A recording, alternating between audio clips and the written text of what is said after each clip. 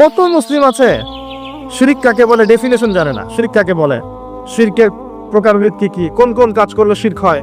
আর শিরক তো এমন ইবাদত যেটা আমলনামায় থাকলে আমলনামা ডিলিট হয়ে যাবে। কারো আমলনামায় যদি শিরকের পাপ থাকে, শিরকের পাপ, আমলনামার নেকিগুলো নষ্ট হয়ে যাবে। নাউজুবিল্লাহ। সূরা জুমারের মধ্যে আল্লাহ পাক বলেছেন, লাইন আশরাকতা লায়াহবাতান্না আমালুকা, তুমি যদি শিরক করো হে নবী, তোমার আমল নষ্ট করে দেব আমি। সেখানে আমরা কি শিরক সম্পর্কে আমরা ওয়াকিফাল নই। যেমন কেউ বিশ্বাস করে যে আল্লাহ বলতে কেউ নাই, নাউজুবিল্লাহ। কেউ বিশ্বাস করে যে মহাবিশ্ব আল্লাহ সৃষ্টি করেননি, বিগ ব্যাং থেকেই সৃষ্টি হয়েছে। কেউ বিশ্বাস করে যে আল্লাহ আছেন, আরো অনেক ইলাহ আছে। কেউ বিশ্বাস করে আল্লাহ ছাড়া কেউ রোগ ভালো করতে পারে, কেউ সন্তান দিতে পারে, আল্লাহ ছাড়া কেউ আমাকে পরকালে পার করিয়ে দিবে। এরকম চিন্তা চেতনা কারো যদি থেকে থাকে, এটা হচ্ছে বিশ্বাসগত শিরক। আমি কি বোঝাতে পারছি? কিছু আছে কর্মগত শিরক, যেমন কেউ আল্লাহ ছাড়া অন্য কাউকে সেজদা করলো, আল্লাহ ছাড়া অন্য কারো নামে কসম করলো, আল্লাহ ছাড়া অন্য কারো কাছে সন্তান চাইলো, আল্লাহ ছাড়া অন্য কারো কাছে দোয়া করলো, আল্লাহ ছাড়া অন্য কারো নামে নজর মানত করলো, আল্লাহ ছাড়া অন্য কারো নামে শপথ করলো এবং কুরবানি করলো। কুরবানি আল্লাহ রাব্বুল আলামিনের হালালকে হারাম করে দিল, আল্লাহর হারামকে হালাল করে নিল। তাকদীর, আল্লাহর তাকদীর, ভাগ্যকে অস্বীকার করলো। এমনকি আল্লাহর দ্বীনের জ্ঞান অর্জন করলো দুনিয়া পাওয়ার আশায়। নামাজ পড়লো মানুষকে দেখানোর জন্যে, যাকাত দিচ্ছে, সাদাকা করছে মানুষের বাহবা পাওয়ার জন্যে। মানুষ অনেক বড় আলেম, মুফাসসির বলবে, মুহাদ্দিস বলবে, শায়েখ বলবে, এই জন্যে দ্বীনের প্রচার করছে, দুনিয়ার স্বার্থে দ্বীনের জ্ঞান অর্জন করেছে। এগুলো সবই শিরকের অন্তর্ভুক্ত, কর্মগত শিরক। আবার কিছু আছে কথার মধ্যে শিরক, যেমন কেমন আছেন, আপনার দোয়ায় ভালো আছে। কেমন আছেন, আপনার দোয়ায় ভালো আছে। আপনার মায়ের কি অবস্থা, মায়ের অবস্থা ভালো, ডাক্তারটা সময় মতো না আসলে মাকে বাঁচানো যেত না। যাত্রা কেমন ছিল, জার্নি খুব ভালো ছিল, ড্রাইভার অনেক ভালো ছিল, ড্রাইভারের দক্ষতায় অ্যাক্সিডেন্ট থেকে নিশ্চিত অ্যাক্সিডেন্ট থেকে বেঁচে গেছে।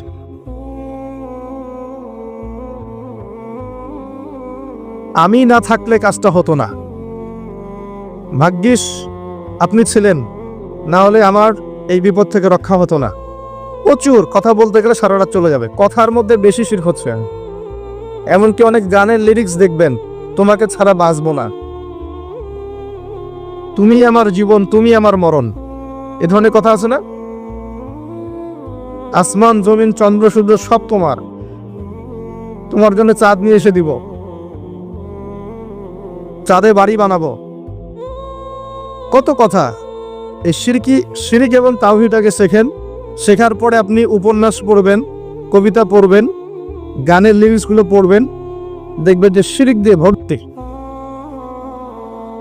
এমনি এমনি আল্লাহ পাক বিষয়গুলোকে হারাম করেন না। এখানে শিরক আছে, অনেক ক্ষেত্রে কুফরি কথা আছে, অনেক ক্ষেত্রে আবার ভক্তি প্রদর্শন করতে গিয়ে অতিভক্তি হয়ে যাচ্ছে। আর হারাম ইনস্ট্রুমেন্ট তো আছেই, সব মিলিয়ে বিষয়টা হারাম।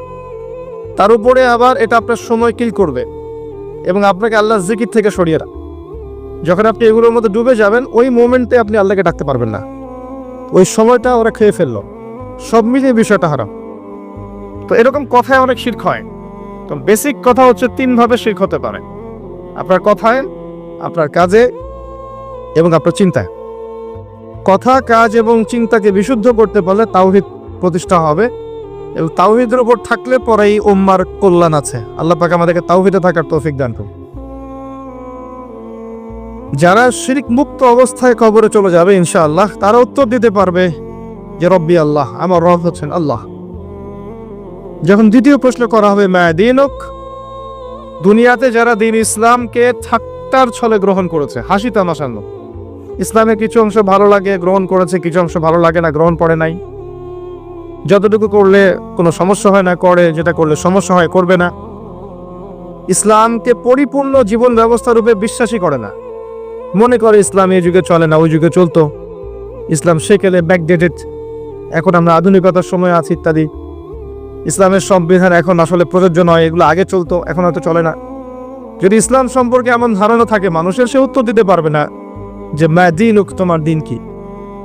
যারা পরিপূর্ণরূপে ইসলামকে গ্রহণ করেছে মননে, ইসলাম একমাত্র জীবন ব্যবস্থা যেটা আল্লাহর কাছে গ্রহণীয়, এবং এখানে প্রত্যেকটা বিষয়ের সমাধান আছে। হ্যাঁ, আমি হয়তো আমল করতে পারছি না বা বাস্তবায়ন করতে পারছি না, কিন্তু আছে ইসলামের মধ্যে, এই আকীদা ঠিক আছে। আমল আপনি করতে পারবেনও না। এখন যে যুগ চলছে, এই যুগে আপনি পরিপূর্ণ ইসলাম পালন করতে পারবেন না। বড় গলায় বলে আসলে লাভ নাই, খুব বড় গলায় বলে লাভ নাই যে আমরা সবাই পরিপূর্ণ মুসলিম। যদি এটাই সত্য হতো তাহলে আমাদের আজকে অবস্থা হতো না। নাসুল্লাহ ফানাসিয়াহুম, তারা আল্লাহকে ভুলে গেছে, আল্লাহ তাদেরকে ভুলে গেছে। অনেক আয়াত আছে, আমি আস্তে আস্তে ওইদিকে যাব। আজকে আমাদের যে অবস্থা পুরো বৈশ্বিক প্রেক্ষাপটে, এর পিছনে আমরা দায়ী। মূলত আমরা ছাড়া দ্বিতীয় কেউ দায়ী নয়। শত্রু, ইসলামের শত্রু যারা, তারা তো শত্রুতা করবেই, তাদেরকে দোষ দেওয়ার তো দরকার নাই। যে আপনার শত্রু, সে শত্রুতা করবে, সিম্পল। আমরা আমাদের কাজের কারণে যখন ওদেরকে সুযোগ করে দিয়েছি, তখন আমরা সবচেয়ে বড় অপরাধী। আলাইকুম আনফুসাকুম, আল্লাহ পাক বলেছেন, তোমরা নিজেরা নিজের নফসের আগে খবর নাও, নিজের নফসকে ঠিক করো। লা ইয়াদুররুকুম মান দাল্লা, যারা পথভ্রষ্ট হয়ে যাবে, এদের পথভ্রষ্টতা তোমাদের কোনো ক্ষতি করবে না। ইন ইহতাদাইতুম, যদি তোমরা হেদায়েতের উপর থাকো, যদি তোমরা পরিপূর্ণ হিদায়াতের উপর থাকো, তাহলে যারা পথভ্রষ্ট হয়ে যাচ্ছে বা গেছে, এদের পথভ্রষ্টতা তোমাদের কোনো ক্ষতি করবে না।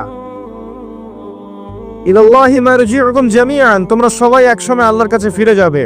ফায়ুনাব্বিউকুম বিমা কুনতুম তা'মালুন, আল্লাহ পাক জানিয়ে দিবেন তখন তোমরা কি করেছে। এই আয়াতের মধ্যে সব কারণ এবং ওষুধ দেয়া আছে, সিচুয়েশনের কারণ দেয়া আছে, যে আমরা নিজেদের ফিকির করা বাদ দিয়েছি। সবসময় অন্যের ফিকির করি, অন্যের সংস্কার, অন্যের ইসলাহ, অন্যের দোষ ধরা, অন্যকে উন্নতি অগ্রগতি প্রগতি এগুলো চিন্তা করি, নিজের বেলায় খবর নাই। প্রথম কারণ আমাদের আত্মশুদ্ধি নাই। প্রথম মেজর কারণ আত্মশুদ্ধি নাই। আমি যে বলছি আমারও নাই। বড় গলায় কথা বলা সহজ, বাস্তবতা হচ্ছে এই, আমরা প্রত্যেকেই অপরাধী। বক্তা, শ্রোতা, আলেম, জালেম, যত মানুষ আছে আমাদের এখানে চারপাশে, সবাই পাপী, সবাই অপরাধী, এবং প্রত্যেকেই যার যার দায়িত্ব অবহেলা করেছে। আলাইকুম আনফুসাকুম, তোমরা আগে নিজেদের নফস ঠিক করো। যারা পথভ্রষ্ট হয়ে গেছে, ওদের পথভ্রষ্টতা তোমাদের কোনো ক্ষতি করবে না। আগে নিজে ঠিক হও। আমরা দেখবেন সবসময় মানুষের সংস্কারের চেষ্টা করি, মানুষের ভালো, মানুষের কল্যাণ, মানুষকে পথ দেখাতে চাই, নিজেই পথ পাই না। এটা বাস্তবতা। দেখবেন পৃথিবীতে মুসলিমদের যতগুলো কান্ট্রি আছে, যত সামরিক বাহিনী আছে, যত অস্ত্র আছে, যত সম্পদ আছে, যত জনগণ আছে, এটা পৃথিবীর অন্য কোনো জাতির নাই, কোনো জাতির নাই। না ইহুদিদের, না খ্রিস্টানদের, না মুশরিকদের, কারো নাই। মরক্কো থেকে নিয়ে দেখবেন ইন্দোনেশিয়া পর্যন্ত পুরো চেইন, মনে হবে একটা চেইন রাষ্ট্র, সব মুসলিমদের, সবাই মুসলিম। মাঝখানে একটা রাষ্ট্র ইসরায়েল, ওই একটা রাষ্ট্রই সবকে ধুয়ে রেখেছে, ছেড়ে দিয়েছে। এটা কি মেনে নেওয়া যায়? এটি বাস্তব। একটা শত্রু 100 জন জনগণকে পরাজিত করতে পারে? পারে না। পারলো কেমন করে? ওই যে আলাইকুম আনফুসাকুম নাই, নিজেদের নফসের খবর নাই। আমরা সুদ খাই, আমরা সুদ খাই। আমাদের ছেলেমেয়েরা জানা করছে, আমাদের ছেলেমেয়েরা, আমাদের যুব সমাজ দেখবেন পৌনাসক্ত, গার্লফ্রেন্ডের পিছনে সময় নষ্ট করছে।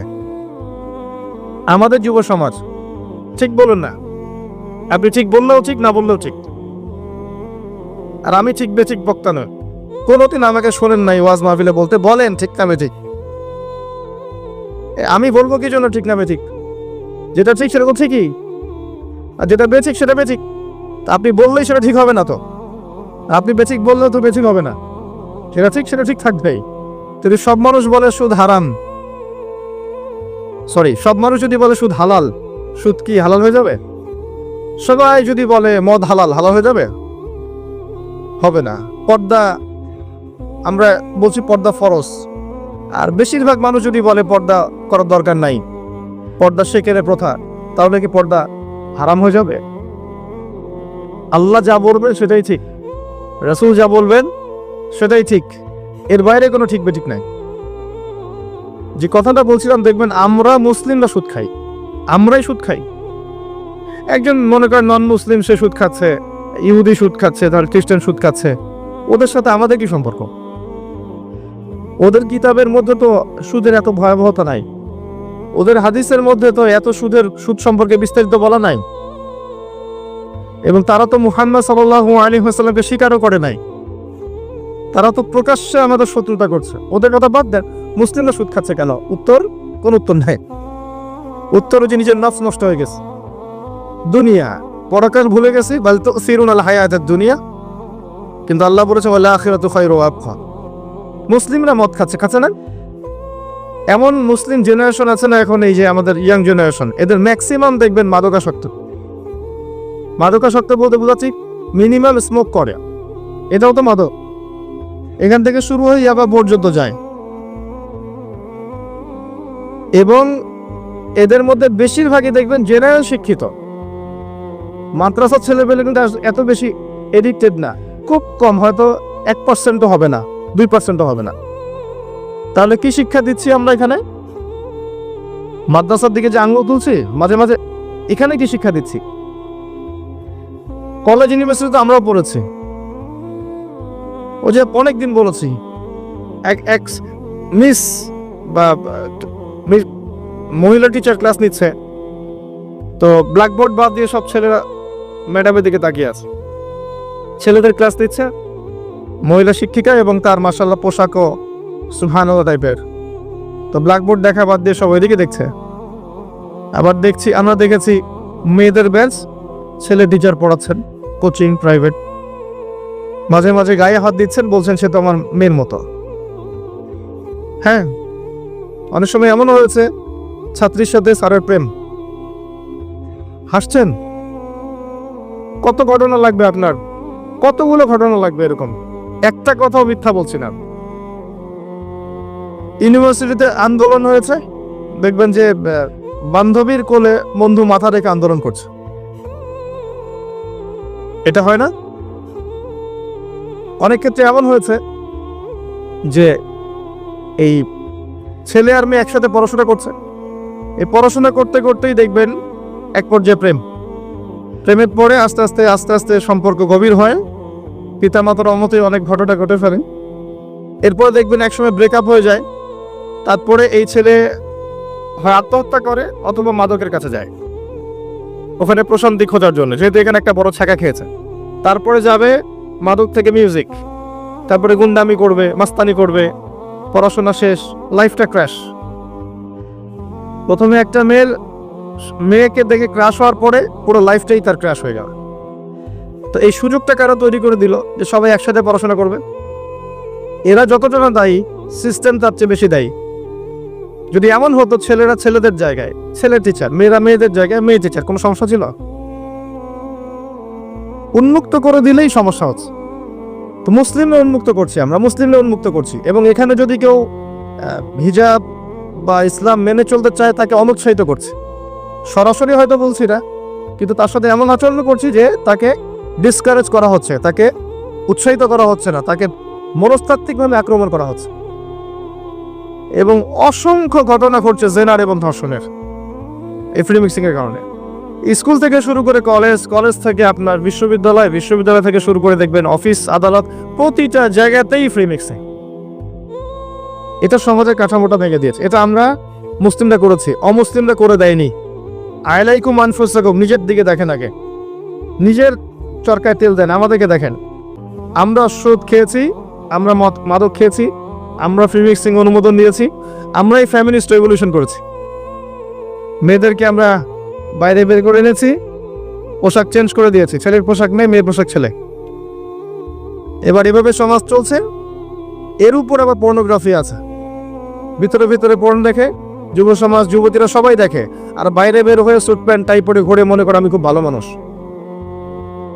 বাইরের চরিত্রটা আসল রূপ নয়, এভাবে চলছে। এই কাজগুলো কিন্তু আমরা করছি। আমি নিজেদের কথা বলবো আজকে, বাইরের কারো কথা বলবো না। শুধু আমাদের দিকে দেখেন, শুধু মুসলিমদের দিকে দেখেন। বাইরের মানুষের দিকে আঙ্গুল তোলা আমি বন্ধ করে দিয়েছি এখন। নিজে ঠিক না হলে বাইরের দিকে চোখ তুলে কোনো লাভ নাই। আমরা নিজেরা যদি ঠিক না হই, বাইরের দিকে আঙ্গুল তুলে কোনো লাভ নাই। বড় বড় স্লোগান দিয়ে কিচ্ছু হবে না, বিশ্বাস করেন। ইসলামের অনেক চূড়ার ইবাদত আছে, ভিত্তি ঠিক না করলে চূড়ার ইবাদত করে লাভ হবে না। একটা বাড়ি তৈরি করছেন, 20 তলা ফাউন্ডেশন দিয়েছেন, একটা ফাউন্ডেশন ঠিক নাই, তাহলে আমি কি ছাদ বসাতে পারবো? ফাউন্ডেশন ঠিক নাই। মুসলিমদের ম্যাক্সিমাম দেখবেন আকীদা ঠিক নাই, কোনটা শিরক কোনটা তাওহীদ বুঝতে পারে না। মুসলিমদেরকে দেখেন 5 ওয়াক্ত নামাজ কয়জন মুসলিম পড়ে?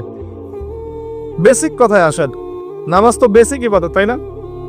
জামাতের কথাও না হয় বাদ দিলাম, মনে করেন জামাতের কথাও বাদ দিলাম, বেসিক জামাত ইসলামের কথা বলছি না, আবার মসজিদে জামাতে নামাজের কথা বলছি, মসজিদে নামাজের কথা বলছি। জামাতের কথা বাদ দেন, বেসিক বাসায় 5 ওয়াক্ত নামাজ কয়জন পড়ে? হাত তুলেন দেখি। আপনি জরিপ করেন, দেখেন বাসায় 5 ওয়াক্ত নামাজ কয়জন পড়ে দেখবেন।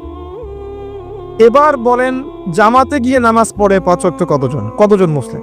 আবার দেখবেন ফজর এশা জামাত কতজন পড়ে। নামাজটা দেখেন, নফল সুন্নত মুস্তাহাব পরে আসেন, ফরজ নামাজের কথায় আসেন। ফরজ জিনিস যে মুসলিম নারীরা পর্দা করবে, সিম্পল। এটা আমাদের পোশাক, মানে আমরা যেমন এই যে গেঞ্জি পরি, শার্ট প্যান্ট পরি, নর্মালি হচ্ছে মেয়েদের পোশাক হচ্ছে মেয়েরা পর্দা করবে। এটা আল্লাহ নর্মাল পোশাক দিয়েছে। আর যারা নর্মাল পোশাকটা পরছেন এরা পশু। পশু নিজের সতীত্ব বুঝবে না, সে তার সম্ভ্রম বুঝবে না। একজন মানুষ তো বুঝবে তার সম্ভ্রম কি জিনিস। আপনি সতর ঢেকে রাখেন না, এটা নর্মাল পোশাক, সাধারণ পোশাক। তাদের পুরো দেহটাই তো সতর, ওটা ঢেকে রাখবে, পর্দা করবে, সতর, স্বাভাবিক, এটা নর্মাল। কতজন মুসলিম নারী এখন পর্দা করে এটা দেখবেন। তবে আপনাদের এদিকে পর্দার প্রচলন বেশি, এটা আমি জানি, আলহামদুলিল্লাহ, এটা আল্লাহ শুকরিয়া। তবে দিন দিন মেয়েদের পর্দা বাড়ছে, এটা ঠিক। যতই মেয়েদেরকে বেপর্দা করার চেষ্টা করা হচ্ছে, আলহামদুলিল্লাহ মেয়েদের বোরখার সংখ্যা বাড়ছে। কি বোরখা পড়ছে সেটা পরের কথা, বোরখার সংখ্যা বাড়ছে।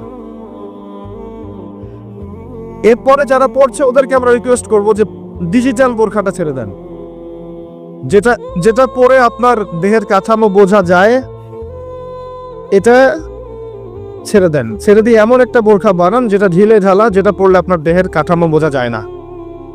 উৎসাহিত করেন, যেহেতু তারা পড়েছে, সেওয়ার কামিজ থেকে এই বোরখা এসেছে, ইনশাল্লাহ এই বোরখা থেকে খাস পর্দা যাবে ইনশাল্লাহ। উৎসাহিত করা উচিত। এবং কোন কোন ক্ষেত্রে তারা ইমানের দিক থেকে পুরুষদের অগ্রগামী। হ্যাঁ, অনেক ক্ষেত্রে এমন আছে, আমরা ওদেরকে সুযোগ দিই না বলে। অনেক ক্ষেত্রে মেয়েরা অনেক বেশি স্ট্রং ইমানের দিক থেকে। কয়দিন আগে একজন প্রমাণ করে দেখালো না, দিন দিন ছেলেরা মেয়ে হচ্ছে সাইকোলজিক্যালি, আর মেয়েরা ছেলে হচ্ছে। এখনকার যুব সমাজকে দেখবেন, কথাবার্তা, চালচলন, ওঠা বসা, পোশাক আশাক, মানে চলন বলন সব দিক থেকে নারী নারী ভাব একটা। গলার ভয়েস, কথা বলার স্টাইল, পোশাক আশাক, অঙ্গভঙ্গি, রুচিবোধ সব দেখবেন মেয়েদের মতো হয়ে গেছে। পুরুষের সেই গায়েরত, শৌর্য বীর্য, ব্যক্তিত্ব, গলার ভয়েস কিছুই নাই, দেখবেন, খেয়াল করে দেখেন। আর মেয়েদেরকে দেখবেন তারা দিন দিন ছেলের মতো শেপ নিচ্ছে। ওদের গলার ভয়েস চেঞ্জ হচ্ছে, অ্যাটিটিউড চেঞ্জ হচ্ছে, বডি ল্যাঙ্গুয়েজ চেঞ্জ হচ্ছে, পোশাক চেঞ্জ হচ্ছে, এবং সমাজে পুরুষদের জায়গায় তারা চলে আসছে। মাশাআল্লাহ, এটা আমাদের জন্য অপমানজনক। এবং অনেক ক্ষেত্রে ইমানের ক্ষেত্রে তারা পুরুষদের অগ্রগামী হয়েছে, এটা আমরা বুঝতে পারছি। দিন দিন যখন পুরুষদের গায়রত কমে যাবে, আল্লাহ পাক মেয়েদের হাতে পতাকা দিবেন ইনশাআল্লাহ। দেখেন, একজন নারী ইসমাইল আলাইহিস সালামের মতো সন্তান জন্ম দিতে পারে। একজন নারী, একজন মুত্তাকি দিনদার মেয়েই পারবে ওমর রাদিয়াল্লাহু আনহু, খালিদ বিন ওয়ালিদ রাদিয়াল্লাহু আনহু, তাদের মতো প্রজন্ম জন্ম দিবে। যাই হোক, আমি যে কথাটা বলতে যাচ্ছিলাম যে প্রবলেমস আমাদের মধ্যে আছে। আমরা শিরক করছি, আমরা বেদাত করছি, আমরাই করছি। আমাদের যুব সমাজ সুন্নত চিনে না, তাওহীদ চিনে না। 5 ওয়াক্ত নামাজ পড়া মানুষের সংখ্যা দিন দিন কমেছে। 5 ওয়াক্ত নামাজ জামাতে পড়ার মানুষের সংখ্যা কমেছে। দেখবেন ম্যাক্সিমাম মুসলিম কোরআন তেলাওয়াত করতে জানে না। বিশ্বাস করছেন আপনি?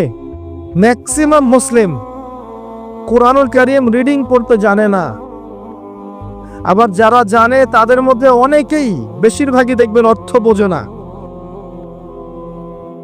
হ্যাঁ, এমন শত শত হাফেজ আছেন যারা কোরআনের অর্থ জানেন না। এমন অনেক মুসলিম আছেন যারা কোরআন চোখেও পর্যন্ত দেখে নাই, এমনও প্রজন্ম আছে। হ্যাঁ, এটা আমাদের অবস্থা। এর উপরে কোরআনের আদেশ মানা, নিষেধ বর্জন করা, এগুলো তো অনেক দূরের কথা। কতজন মুসলিম পার্ট টাইম বোঝেন? আংশিক, ফুল টাইম না, পার্ট টাইম। কতজন মুসলিম পার্ট টাইম ইসলামের দাওয়াত দেয়? বলে তো, কতজন মুসলিম পার্ট টাইম ইসলামের দাওয়াত দেয়? আপনার আমাদের অবস্থা দিকে তাকান। এ দেখেন, তাওহীদ, সুন্নত, আপনার নামাজ, আপনার অর্থনৈতিক জীবন, পর্দা, যুব সমাজ, প্রতিটা ক্ষেত্রে দেখবেন আমরা পিছিয়ে পড়েছি। তো আল্লাহ যে বলেছেন আলাইকুম আনফুসাকুম, তোমরা নিজেদের অবস্থাকে ঠিক করো। নিজের অবস্থা ঠিক না করলে কি আমাদের দ্বারা অন্যের সংস্কার হবে? একজন ব্যক্তি যদি ঠিক না হয়, কখনো পরিবার ঠিক হবে? পরিবারগুলো ঠিক না হলে সমাজ কখনো ঠিক হয়? আর সমাজ নেই তো রাষ্ট্র, রাষ্ট্র নেই তো বিশ্ব।